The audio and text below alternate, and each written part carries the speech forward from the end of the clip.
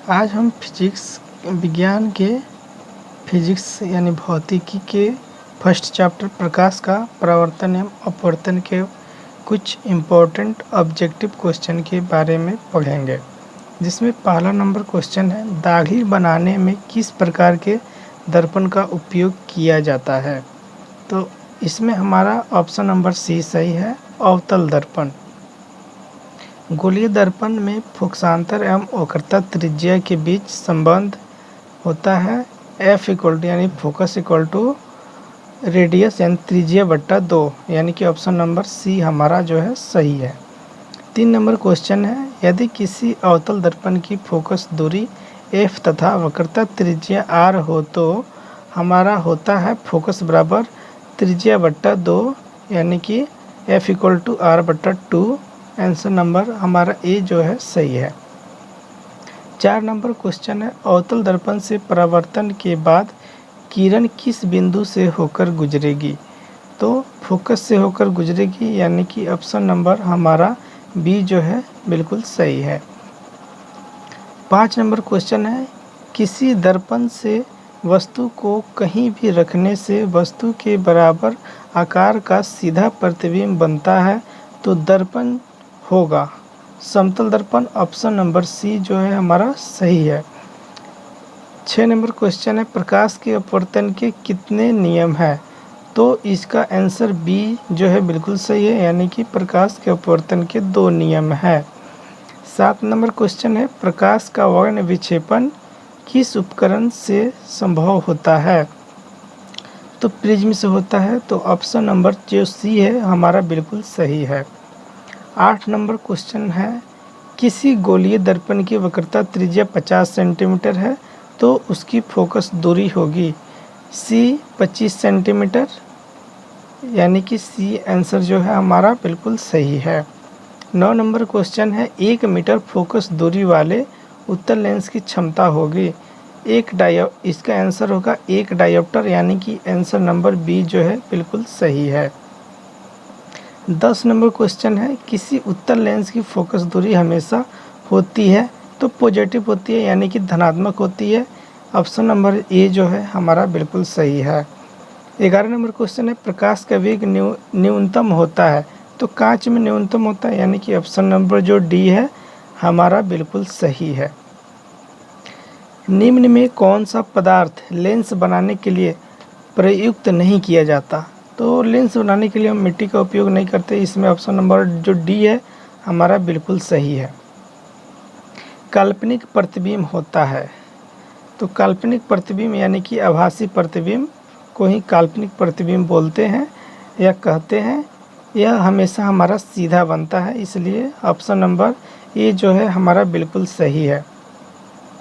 14 number question है, किस पदार्थ किस दर्पण से हमेशा वस्तु से छोटा प्रतिबिंब प्राप्त होता है। तो उत्तल दर्पण से जो है हमारा प्रतिबिंब जो है हमेशा वस्तु से हमेशा छोटा प्राप्त होता है, तो ऑप्शन नंबर जो बी है हमारा सही है। 15 नंबर क्वेश्चन है, 4 डायोप्टर क्षमता वाले अवतल लेंस की फोकस दूरी होगी, तो 25 सेंटीमीटर होगी, हमारा ऑप्शन नंबर जो बी है बिल्कुल सही है। 16 नंबर क्वेश्चन देखते हैं, किसी उत्तल लेंस का फोकसांतर 50 सेंटीमीटर है, तो उसकी क्षमता क्या होगी। उसकी क्षमता होगी ऑप्शन नंबर डी, यानी कि 2 dioptre plus 2 dioptre. 17 number question है, किस दर्पण से वस्तु का बड़ा प्रतिबिंब बनता है। तो अवतल दर्पण से वस्तु का हमेशा बड़ा प्रतिबिंब बनता है। 18 नंबर क्वेश्चन है, 2 डायोप्टर क्षमता वाले लेंस का फोकसांतर होता है, तो इसका ऑप्शन नंबर बी जो होगा बिल्कुल सही होगा, 30 सेंटीमीटर। 19 नंबर क्वेश्चन है, प्रकाश के परावर्तन के कितने नियम हैं। तो प्रकाश के परावर्तन के भी 2 नियम होते हैं, इसलिए ऑप्शन नंबर जो बी है हमारा बिल्कुल सही है। समतल दर्पण द्वारा बना प्रतिबिंब जो होता है हमेशा काल्पनिक होता है, इसलिए ऑप्शन नंबर बी जो है बिल्कुल सही है। 21 नंबर क्वेश्चन देखते हैं, जब प्रकाश की किरण हवा से कांच में प्रवेश करती है तो मुड़ जाती है। तो अभिलंब के निकट मुड़ती है, जब एक माध्यम से दूसरे माध्यम में प्रकाश की किरण प्रवेश करती है तो अभिलंब के निकट मुड़ती है। यानी ऑप्शन नंबर जो बी होगा बिल्कुल सही होगा। अब आते हैं हम 22 नंबर क्वेश्चन पे। किसी दर्पण से आप चाहे कितनी भी दूरी पर खड़े हो, आपका प्रतिबिंब सदैव सीधा प्रतीत होता है। संभवतः दर्पण क्या होगा? तो दर्पण या तो समतल होगा या तो उत्तल होगा, यानी कि इसमें ऑप्शन नंबर जो हमारा बी है वो बिल्कुल सही है। फोटोग्राफी कैमरा का अभिदृश्यक होता है तो उत्तल लेंस होता है। फोटोग्राफी कैमरा में उत्तल लेंस का प्रयोग किया जाता है, इसलिए ऑप्शन नंबर ए जो है हमारा सही है। 24 नंबर जो क्वेश्चन है ये क्वेश्चन अधिकतर बार पूछा जाता है, इसलिए इस क्वेश्चन को आप याद रखेंगे। जो गाड़ी का साइड मिरर होता है उसमें कौन सा दर्पण का प्रयोग किया जाता है? तो उसमें उत्तल दर्पण का प्रयोग किया जाता है, यानी कि ऑप्शन नंबर जो बी है हमारा सही है। एक अवतल दर्पण की फोकस दूरी 10 सेंटीमीटर है तो उसकी वक्रता त्रिज्या क्या होगी? तो उसकी आधी होती है, तो इसलिए ऑप्शन नंबर जो सी है हमारा बिल्कुल सही है। 26 नंबर क्वेश्चन देखते हैं। किसी माध्यम में अपवर्तनांक म्यू का मान होता है तो साइन आई बटा साइन आर, यानी कि ऑप्शन नंबर ए जो है हमारा बिल्कुल सही है।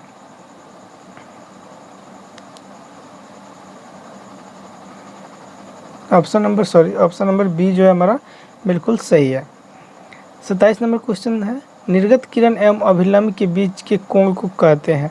तो परावर्तन का कोण कहते हैं, इसलिए ऑप्शन नंबर जो बी है हमारा सही होगा। 28 नंबर क्वेश्चन है।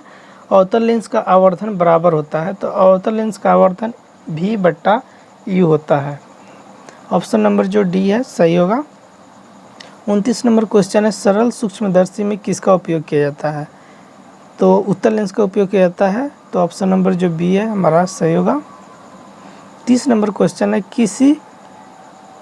किस लेंस के द्वारा सिर्फ काल्पनिक प्रतिबिंब बनता है? तो उत्तल लेंस के द्वारा हमेशा काल्पनिक प्रतिबिंब बनता है।